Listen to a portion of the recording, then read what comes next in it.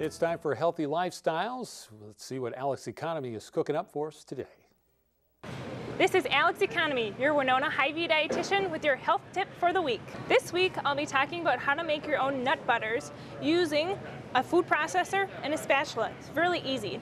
And this week I'll be using actually walnuts, and walnuts are a great source of omega-3s. They're actually the highest source of omega-3s out of all the nuts, but you're welcome to use almonds, peanuts, cashews, any nuts that really work well for you. Here in the food processor I have about 6 ounces of walnuts, so I'm going to get this started.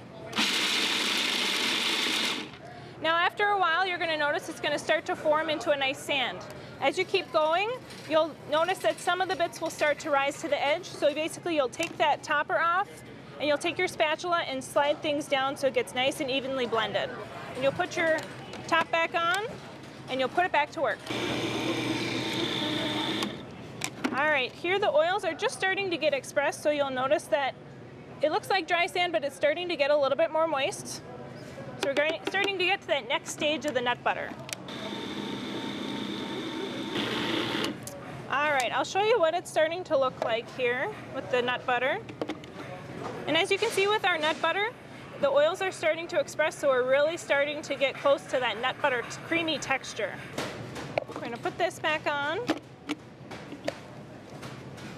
and let it keep going to work.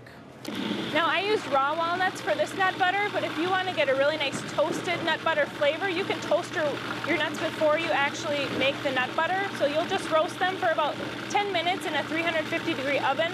Now your texture with your nut butter won't be quite as creamy smooth, but you'll get a really nice, good roasted flavor. All right, I'll show you our final product here. You can see we've got really nice creamy walnut butter. Now this is just a plain walnut butter. If you want to add a little bit of seasonings to it, such as a little bit of sugar, a little bit of sea salt, you can go ahead and do that. That'll really bring out the natural flavors of the walnuts. You can even get really creative by putting a little bit of maple syrup, some honey, or some seasonings such as like cloves or ground cinnamon. So you'll add those ingredients and basically you'll put it back in the food processor and blend just for a little bit to get those ingredients evenly blended. And then you've got yourself some really delicious homemade nut butter.